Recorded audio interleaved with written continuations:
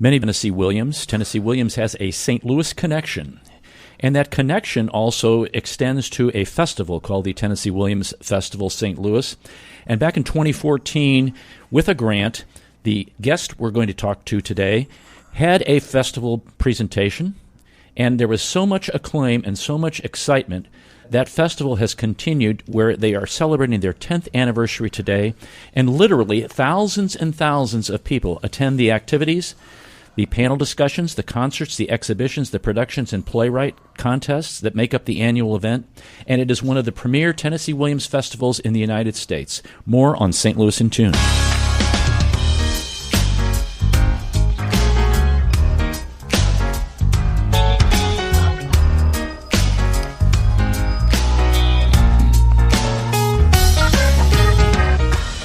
Welcome to St. Louis in Tune, and thank you for joining us for fresh perspectives on issues and events with experts, community leaders, and everyday people who make a difference in shaping our society and world. I'm Arnold Stricker, along with co-host Mark Langston. Mark, who has been on assignment. Mark, welcome back. It's good to be back. It really is. It's nice to be back in the saddle again. Back in the saddle. The studio is nice and cool on a very hot and humid day here in St. Louis. Not kidding. Folks, we're glad that you joined us today. We want to thank our sponsor, Better Rate Mortgage, for their support of the show. You can listen to previous shows at stlintune.com. Please help us continue to grow by leaving a review on our website, Apple Podcast, or your preferred podcast platform. We're going to move right directly to our guest because she's very, very busy. This is the onset, folks, of the Tennessee Williams Festival St. Louis. They've had, I believe, one activity, and I'll let her talk about that past activity. But Carrie Houk, who's founder and executive artistic director of the Tennessee Williams Festival, is on the line. Carrie, welcome back to St. Louis in Tune. Thank you for having me, Arnold. I'm really happy to be here. Now, you've just got done with the pool party. I guess a couple... Oh, wow. Pool party. We've ticked off a couple of events already this summer. Yeah, the pool party has become rather iconic, maybe notorious, always fun. And it was really a marvelous, successful event. No. We have it at a mansion, usually somewhere lovely in our beautiful city of St. Louis. And, you know, it's when a lot of our strong supporters show up and show out to help us raise some extra money to bring you all the best possible productions we can. Now, I want to let our listeners know twstl.org, twstl.org, that's the website. You've got coming up the Missouri History Museum Thursday night event, and that's a collaborative thing where Tom Mitchell, Tom's been on the show before talking, he's the festival scholar. He's going to be talking about your premiere performance, Streetcar Named Desire. Yes, the evening at the Missouri History Museum is based on Streetcar, and we're collaborating with Opera Theater of St. Louis on that because you may not know this yet, but it has been announced finally that Opera Theater will be doing the Andre Previn version of A Streetcar Named Desire next June as part of their festival, their season. So I love Opera Theater of St. Louis. I think it's one of the anchors of our cultural landscape. And, it's been really fun collaborating with them on this streetcar celebration. They're also going to be co-oping with us on our tribute performance of Tennessee Williams during the festival. Now, I wanted to mention... We'll honor, Yeah, Carrie, tell us about, you've got the actual performance, the production is August the 7th through 17th, Thursday to Saturday at 7:30 p.m. and Sundays at 3 p.m.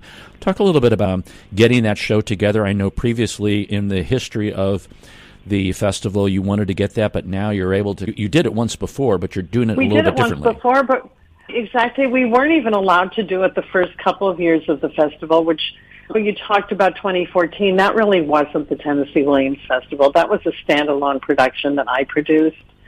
Stairs to the Roof with that grant from the Regional Arts Commission, which I was so grateful for, and I continue to be grateful to them. That was such a success that the festival was born out of that event. So initially in 2016 when we did our first festival, because we were rather unproven, I couldn't get the headline titles that I wanted right off the bat. So did marvelous one acts and some of the lesser known Williams plays. But by year 3, I did get the licensing for A Streetcar Named Desire, and that was in 2018.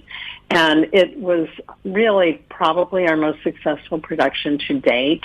That one was directed by Tim O'Sell, who's a repeat director at our festival. It was a beautiful production. We won a slew of awards for it.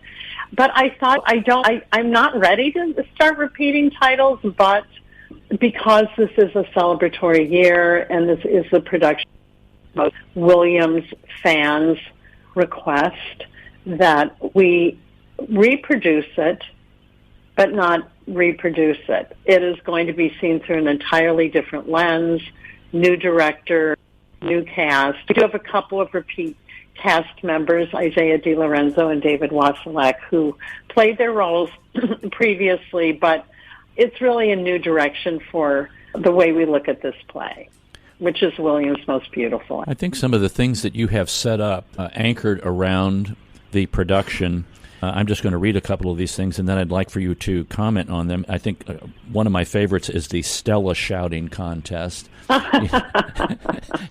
haven't done that in a while.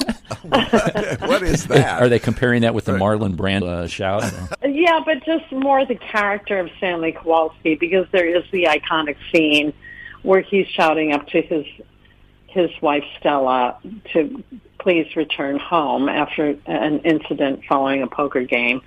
And it is the iconic scene of the play, and it's a fun event that we're doing the first Friday of the festival at 5:30 p.m. outside of our venue, the Grandel Theater, in the courtyard there. There is a sign-up at twstl.org, or you can show up at 5 and literally sign up on the spot.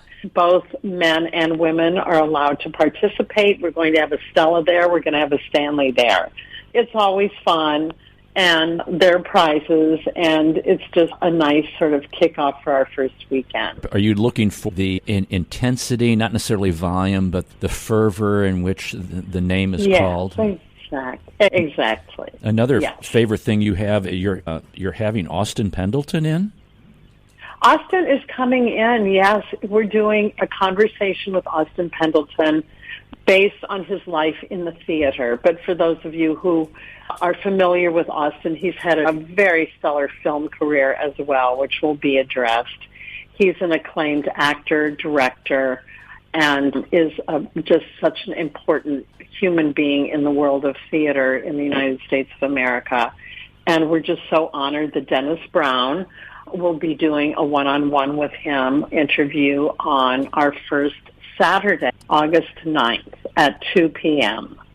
And then that next day, at the Grandel. Then the next day, you're headed with Tom to do a Central West End walking tour, and that starts at the Link Auditorium. That's fun, too.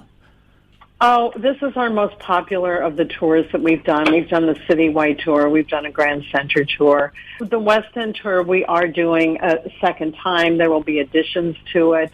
And I love this tour because there is so much history in the Central West End with the Williams in Tennessee and the Williams family. It's where they moved initially when they came to St. Louis, to the corner of Westminster and Walton Row. And for those of you who remember I'm trying to remember my years here, I think it was 2021 that we produced the outdoor version of the Glass Menagerie off the back of that very historic Tennessee Williams building. And we used the original fire escapes as part of our stage and built a stage off of the back of the building. We weren't allowed to perform indoors yet because of the pandemic.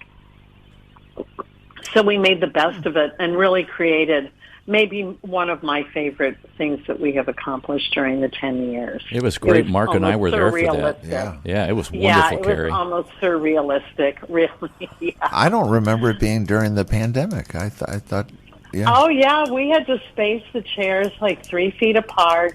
I don't think you would forget, Arnold, that we made the audience in this blistering heat put masks on. It was part of the deal with Actors Equity. And the actors were cocooned for their lodging. A few of them were from out of town in the building where the Williams lived, which are now luxury, wonderful Airbnb apartments. And I'm going to give a shout out to Hugh May Young, who owns the building, because I boldly asked her if we could use it as our venue that year. And I never thought she'd say yes, and she did. She is now on our board. We now always lodge our actors there when they come to town. In fact, 3 of them are there as we speak in their swanky apartments where the Williams lived. And then at the Link Auditorium, we've converted their second floor, which is a beautiful space, into our rehearsal hall, which we've done twice prior. And we just love being in the neighborhood with all of the Tennessee Williams history. The Link is where the first theater company he was involved with, the Mummers, produced plays, and it's where they produced his first full-length play, Candles. Yeah, and Candles to the Sun. Yeah, the walking tour is great, and Tom does such a fantastic job producing pieces from some of the plays as we go, and just, he knows so much intricate history and detail, but it's all highly entertaining as we walk through the West End, and we do it early enough in the morning. It's at 9 a.m., so it's not too hot. We bear that in mind. I passed through a scholars panel that is August the 9th. You and Tom are involved with that, and there's some of that scholars panel at 9, 10, and 11, right? Yeah, it's really become almost a scholars conference, and every year we get more and more fans for it. It's a fabulous morning. It really is, and most of the people who come to the first panel stay for all 3. And we do have a package price. If you do come to all 3, it's a little bit more economical than just dropping in and out of one. So they're always interesting. Our scholars who are coming in this year are the best in the country, and both locally and nationally. And yeah, it's honestly a really important part of our festival. And I guess kind of a link with Opera Theater, you're doing a special tribute performance of Streetcar on Sunday, August the 10th at 7 p.m. at the Grandel. Yes, and it's a tribute to the play, but it's not, the play is, it's Thomas Keith who so fabulously curates these tributes. He does this in New Orleans every year as well at their festival. He selects pieces from Williams' body of work that will address the play, salute the play. It might be a letter he wrote about the play. It might be an essay on the play. It might be a cutting from a previous version of the play. So, in fact, we're including at our Missouri History event 2 of our actors from Streetcar, Beth Bartley and Issa Beneri, will be reading a scene from the early version of Streetcar called Interior Panic, which is really fascinating. And they're both fabulous actors, and you'll get a little sneak preview of who they are. And that's just a week from today. Yeah, Thursday, the 31st. It's all happening so fast. I want to give you some kudos because when you look back after 10 years, I can imagine that you never thought you would be in the place that you're in today. But honestly, there are several other Tennessee Williams festivals, and you can name them off much more readily than I can. I know one's down in New Orleans, I believe. But just the effort and the quality and the just veracity of the things that you have done, and this year is just stunning with all of the activities that you have planned, and you see how people love this just by it expands every year, and it's become a staple of what happens in the summertime here in St. Louis, Carrie. So congratulations to you. Hey, Arnold, I appreciate it. We're only a 2-person staff. And it looks like something much bigger than you would think we would be capable of. And it's funny, in my program notes, refer to the fact, has this all been an illusion? It's almost like pulling a rabbit out of a hat. But we do it. We soldier on, and we have an amazing support team who we hire for the season. And I'm just so lucky that we have such talented people, support people here in St. Louis, theater artists who really care about excellence. And I really have strived for quality. We're not doing it just to say we're doing it. We really want to bring the audience something special that will always be remembered. I think what you've done with the festival has been, I don't want to say this, it's not in a bad way. It is meant in the best way I could make it. It is the culmination of your professional life as an actor and as a casting director and producer and a teacher, because it is like all of those things now that you have done, it is what you do, and you're able to find the people that can do the things that they need to do, that they do well, and you are actually just directing this whole thing. It's amazing, Carrie, because a two-person staff is crazy. That's crazy. Yeah, I can't believe it. I know. Yeah. I realize that. That's amazing. Gosh, this compliment really is going to go a long way, Arnold. Thank you so much. When I was a kid, before I knew I wanted to be in the theater, because this really predates my first experience with theater, which was at the Muni at a pretty young age, 7. But prior to that, I was fascinated with classical music, and because of my dad's influence there. That's the only music we really were allowed to play in the house. I was exposed to it quite young. And I studied piano at the St. Louis Institute of Music, which is no longer, but it was quite a marvelous place to be introduced to classical music. But my point is, I wanted to be not a famous pianist or composer. I wanted to be a conductor. You are. In a way, I feel like I'm the head of an orchestra right now. You are. That's a great analogy. It's a very accurate analogy. I would say should have put that in my program notes, because really, I look back, and that was my first aspiration in life. Conductor. You have done a marvelous job, and congratulations on 10 years.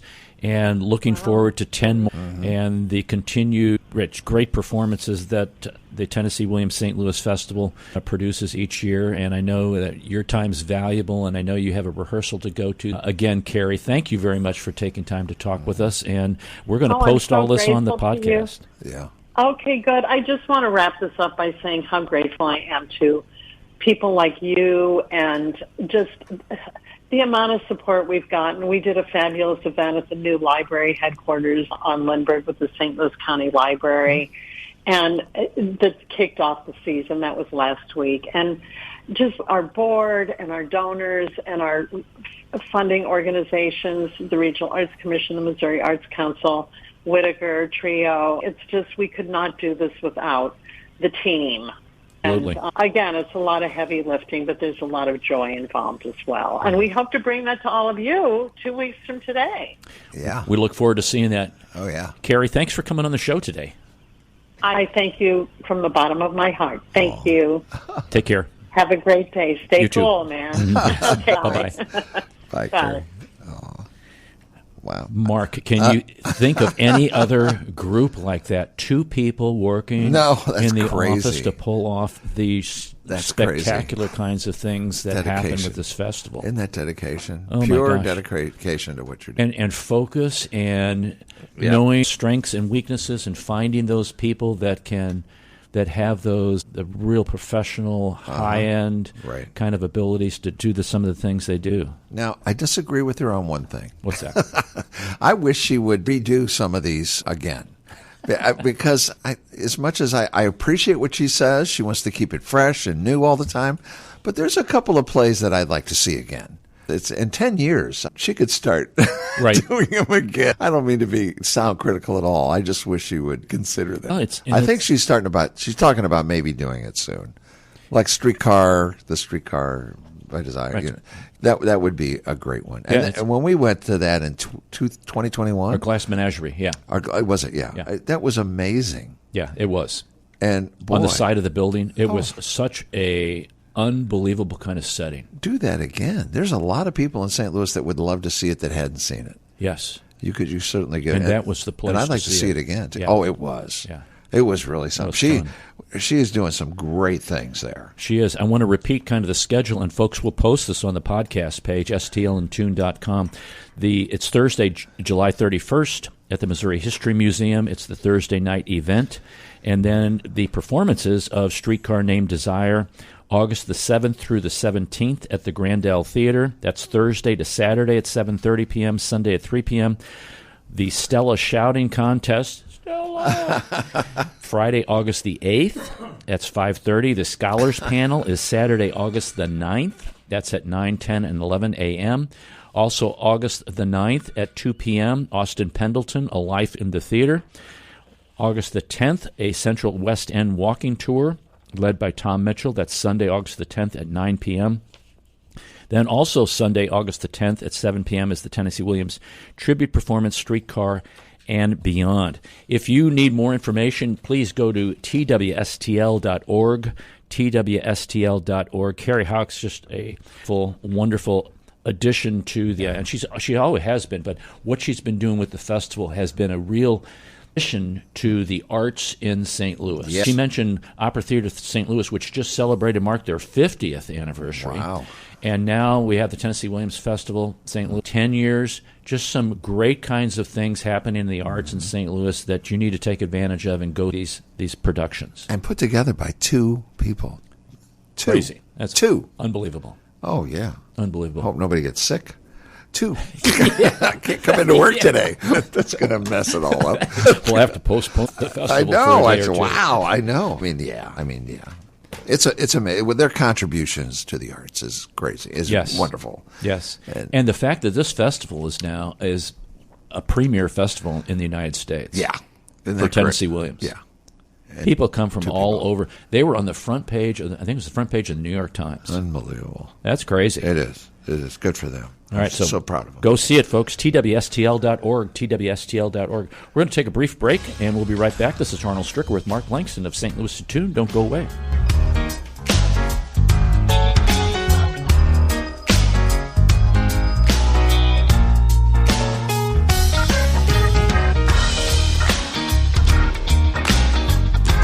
As strange as it may sound, at Better Rate Mortgage, we love talking to people about mortgages. Everyone in St. Louis promises a better mortgage rate, but what you really need to turn that perfect house into your dream home is a better mortgage. At Better Rate Mortgage, we open the door to so much more. So where are you in the home buying process? Researching? Maybe wondering how much you can afford? House hunting? Get a pre-approval from Better Rate Mortgage. Ready to buy. Our team is ready to make your mortgage process fast and easy. Whether you're purchasing your first home or taking cash out to make your dream home even dreamier, our door is open. Come on in and get started today. We'll show you how. Call Sean directly at 314-375-3293 or online at betterratemortgage.com. Remember, at Better Rate Mortgage, a better rate is just the beginning. BetterRateMortgage.com. NMLS ID 401335, an equal housing lender. This is Arnold Stricker of St. Louis in Tune on behalf of the Dred Scott Heritage Foundation. In 1857, the Dred Scott decision was a major legal event and catalyst that contributed to the Civil War. The decision declared that Dred Scott could not be free because he was not a citizen. The 14th Amendment, also called the Dred Scott Amendment, granted citizenship to all born or naturalized here in our country and was intended to overturn the U.S. Supreme Court decision on July 9, 1868. The Dred Scott Heritage Foundation is requesting a commemorative stamp to be issued from the U.S. Postal Service to recognize and remember the heritage of this amendment by issuing a stamp with the likeness of the man Dred Scott. But we need your support and the support of thousands of people who would like to see this happen. To achieve this goal, we ask you to download, sign, and share the one-page petition with others. To find the petition, please go to dredscottlives.org and click on the Dred Scott Petition Drive on the right side of the page. On behalf of the Dred Scott Heritage Foundation, this has been Arnold Stricker of St. Louis in Tune.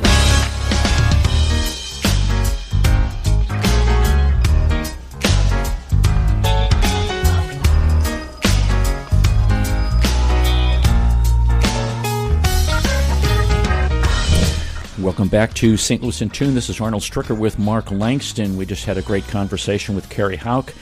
She is the founder and executive artistic director of the Tennessee Williams Festival St. Louis. Mark, some interesting information. twstl.org. twstl.org. You probably know this, and I think people who live in St. Louis know this, that Tennessee Williams is actually buried in St. Louis. Yes. He is buried in, I believe it's Calvary Cemetery. Is it Calvary? I'm looking at it right here. Where are we at here? Yes, it is Calvary. Calvary, yes. It is Calvary. And this is what I wanted to talk about, because this goes along with the festival things. It's interesting what people put on their tombstones. Better here than in Philadelphia? Is that what B.C. Fields has on his? Is that what he has on his? I think, yeah. Oh, interesting. Always comes to mind. Yeah. I worked in a cemetery one summer and trimmed around headstones. Oh, my. Always did the math. How old was this person? And, wow, look at them. Listen, see what the reading is there. So anyway, Williams quotes from one of his plays, and he writes, this is what's on his tombstone: "The violets in the mountains have broken the rocks." The violets in the mountains have broken the rocks. And it's from the play Camino Real. And Okay, all right. what's interesting about this play is what I'm going to tell you now. And I'm reading this, folks, from Wikipedia, okay? Okay. So it's always a good place to start. Yeah. But don't rely on anything that you read on the internet. No, don't. But it's interesting. I would do further research on it. But the play takes place in one location. Okay. It's the plaza at the end of a road. Okay? Okay. All right? The end of the road. All right? The other thing is what I'm going to tell you now.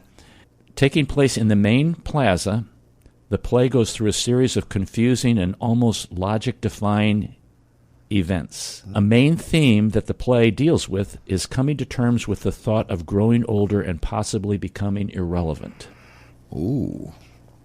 And then this portion that I'm going to read. Kids, are you listening? Yeah. Because that's going to happen to all of them. The title suggests some sort of road, but the setting, as I mentioned, is a dead-end play. Emphasis on dead end. A Spanish-speaking town surrounded by a desert with only sporadic transportation to the outside world. Here's the part. It's described by Williams as, quote, nothing more nor less than my conception of the time and the world I live in, unquote.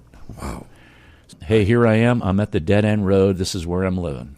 And I don't want, and I may become irrelevant. Yeah. You know, if you put that all together like that, because why would he have that put, or did he decide to put that? Because I don't think he was deciding that he was going to die at the time when he died. No. Did somebody... You know, Who did that? Yeah. Yeah, who did that? I don't think he decided that. Who decided for him? I don't know. Inquiring minds want to know. I know. That's a... Maybe some of our listeners could come up with the reason for that. Somebody might know. I think somebody might know. But he's in Section 15A, Memorial ID 1111. They do great tours up there in Calvary. It's a fascinating cemetery. Yes. My family is buried at Calvary. Oh, wow. Okay. Yeah. I've spent too many times there. You're among some pretty good folks up there.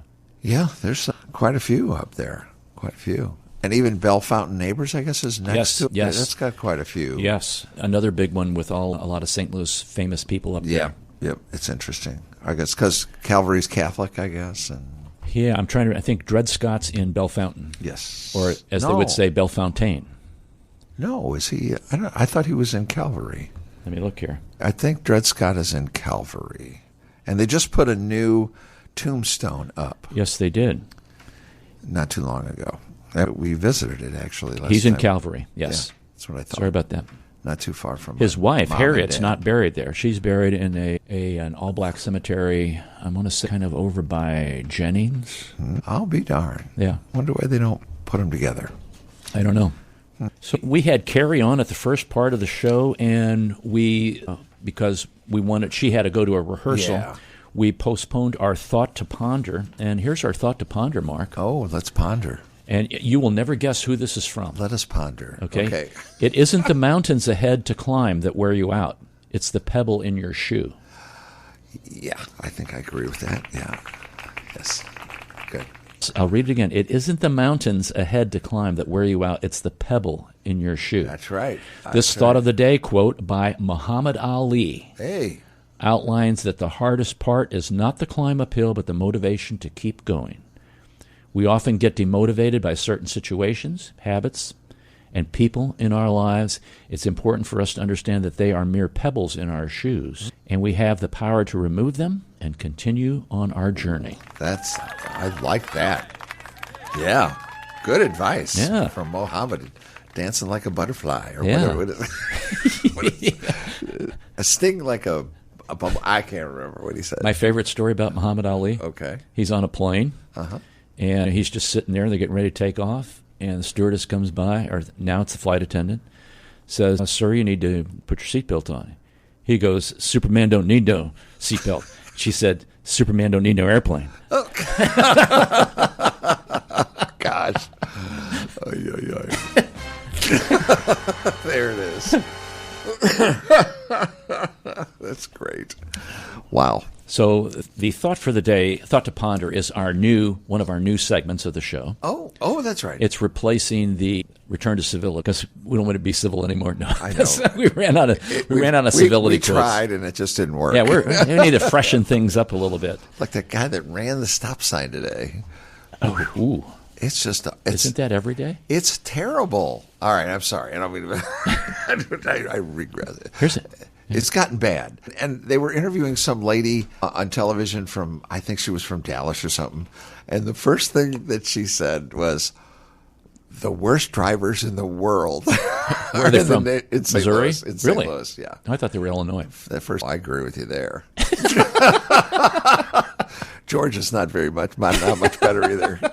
Georgia and Illinois, but we'll get cards and letters, I'm sure. Yes.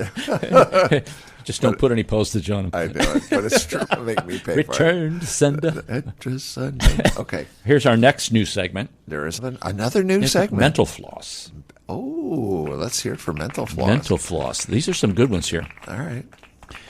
That goes between the ears, the floss does. Yeah, if you studied a foreign language, sometimes words translate fairly easily. Oh, yeah. And sometimes they don't translate very easily. Uh-huh. And if you use some of the translation apps, like Google's got a translator, and there's some other translation apps that you can hold out there, the person's speaking, and it tells you what it is in your language. Here are some of these word-for-word translations. They're literal and direct translations. In other words, they're not like they really mean this. So here are some of these literal translations that you have to be careful of if you're going to another country. And if you're going to Italy, yeah, and you use the word, I got it, strozzapreti. Strozzapreti. Strozzapreti. It's an elongated type of cavatelli pasta. Oh, okay. Yum.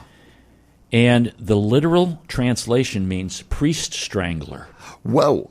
In Italy, right. In Italy, yeah. From Italian to English, the literal translation means priest strangler. So the legend of how this noodle got its name is just as twisted as the pasta itself. Oh. It allegedly stems from greedy priests who, upon receiving the dish from locals, scarfed it down so quickly that they choked. Oh, that's it. That's it. Now, if you're going to the Middle East and you're going to an Arabic-speaking country, now this may be wrong on my Arabic, so forgive me about that. Saratan albar. It means lobster, but the literal translation is cancer of the sea. Ay, ay, ay.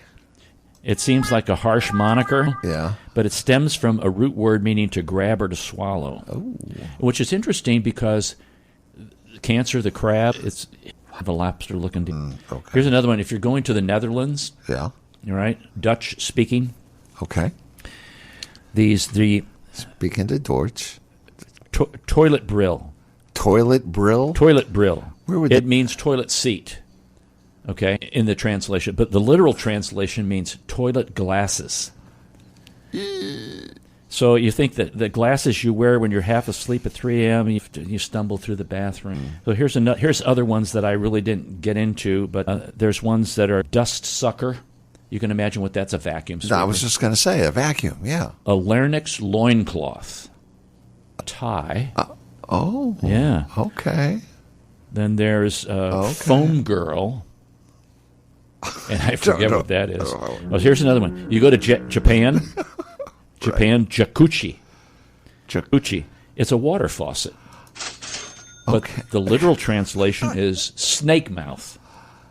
Because the faucet looks like a snake with a mouth. Oh, yeah. Okay. So that kind of makes a little bit of sense. Yeah. So I thought for some mental floss, if you're going to another country, be careful what your translation app says. Because you could be telling somebody, where's the snake mouth? Or, gee, I'd like some more of that priest strangler. Yeah, come on. Or put the toilet glasses down after you're done. Oh, my. Goodness, none of this is good. I know. This is all terrible stuff. Oh. That's good. Who knew? Who knew? I know. You have some days of the day, Mark? There's a couple. Amelia Earhart Day is today. Oh, yeah. Wow. How about that? She flew the plane, right? Yes. That they never. I thought they were talking about they might know where it is. I read recently that they did. Maybe she and Fred, whatever his name were, who was the navigator, they were on this island and then they died. And I also heard that the Japanese captured them and killed them. And right. Who knows? There's a lot of things about Amelia Earhart that She may be still flying around in another. You never know. Another dimension. Do you have any cousins? Do I? Yeah. Yes. National Cousin Day. Oh, National Cousin Day. Yeah. Okay. So if your parents were like a single child, you're tough. Yeah, it's tough. You're just out of luck. Yeah. National Tequila Day. We're going to celebrate that after the show. Oh. International Self-Care Day. You take care of yourself. Should be every day. National Day of Motoring. National Drive-Through Day. Do you ever do drive-through food anymore? Well, I guess that could be a drive-through bank, too. Yes. No, not really. Okay. Neither do I. National Marine Week. National Refreshment Day. Is that the marine like in the sea or marine as in... No, that's marine in the sea. Okay. Yes. Yes. Samaritan's Awareness Day. Going to be a good Samaritan. Be a good Samaritan? Oh, this is one of your favorites. I'm waiting for you to tell... I guess I should just wrap this up on this one. No, you're fine. Tell an old joke day. Oh, I knew that would get you going. Oh. Tell an old joke day. Okay. Dare we ask if you have an old joke? I have some here. Do you really? Yes. I thought that'd be the plan. You know, times when you're on the computer, and and sometimes I forget my passwords. Oh, I've got to. Never mind. Or you put it in and it's like it says, "Sorry, but your password." You're starting a password. Sorry, your password must contain at least 8 characters. Upper and lowercase letter, a symbol or number, a hieroglyphic, a haiku, a musical note, the feather of a hawk, and a drop of a unicorn blood. Ain't that the truth? Yeah. It's a little bit too truthful. Let's see here. This is an English lesson, and English teachers out there would love this. And folks, sometimes if you didn't do so well in ELA, English Language Arts, okay. But notes, and our language is very tough. Tsunami, the T is silent. Yeah. Honest, H is silent. Psychology, P is silent. Knife, K is silent. Wife, husband is silent. That's right. That's true. Yes. Okay, so this is actually serious. No. Don't get serious. The only person coming to save you is the version of yourself that's tired of your current situation. True. Man, that's good advice. You get good advice on this show. Yes, you do. And I told you that was a serious one. Yeah. Okay, so then there was this dad was writing his son. He's writing him a letter. He says, "Dear Vincent, I am feeling pretty sad because it looks like I won't be able to plant my tomato..." Oh, this is his grandson, excuse me. All right. Because it looks like I won't be able to plant my tomato garden this year. I'm just getting too old to be digging up a garden plot. I know if you were here, my troubles would be over. I know you would be happy to dig the plot for me, just as you used to in the old days. Love, Granddad. A few days later, he received a letter from the grandson. "Dear Granddad, don't dig up that garden. That's where the bodies are buried. Love, Vinny." Oh, Vinny. At 4 a.m. the next morning, FBI agents and local police arrived and dug up the entire area without finding any bodies. No. They apologized to the old man and left. That same day, the old man received another letter from his grandson. "Dear Granddad, go ahead and plant the tomatoes now. That's the best I could do under the circumstances." I love it. A smart kid. What a smart grandkid. I love that. That's good. That's good. That's good. That's good. Go ahead. No, that's just good. It's good to have guests like Carrie on the show. I should have told Carrie she needs to get the Golden St. Louis in Tune jacket because I think she's been one of 3 guests that have been on like 6+ times. Oh, my. Carrie and I and St. Louis in Tune and you, we go way back. Yeah. And I think back to the 1st or 2nd season. Holy smokes. Yeah, that was even before me. Yeah. Wow. Yeah. So, wow. Congratulations to Carrie Houk and the Tennessee Williams Festival, St. Louis, and all the great things that they're doing. Folks, don't forget to check out twstl.org. Let's go support some of these great things going on here. The stuff they're doing. Yes. It's just great. I'm just amazed. And the actors act. It's just amazing. It's a great time. Go see it. So that's all for this hour. No. Yes. We thank you for listening. If you've enjoyed this episode, you can listen to additional shows at stlintune.com. Consider leaving a review on our website, Apple Podcasts, Podchaser, or your preferred podcast platform. Your feedback helps us reach more listeners and continue to grow. We want to thank Bob Berthasell for our theme music, our sponsor, Better Rate Mortgage, our guest, Carrie Houk, and co-host Mark Langston. And folks, we thank you for being a part of our community of curious minds. St. Louis in Tune is a production of Motif Media Group and the U.S. Radio Network. Remember to keep seeking, keep learning, walk worthy, and let your light shine. For St. Louis in Tune, I'm Arnold Strickland.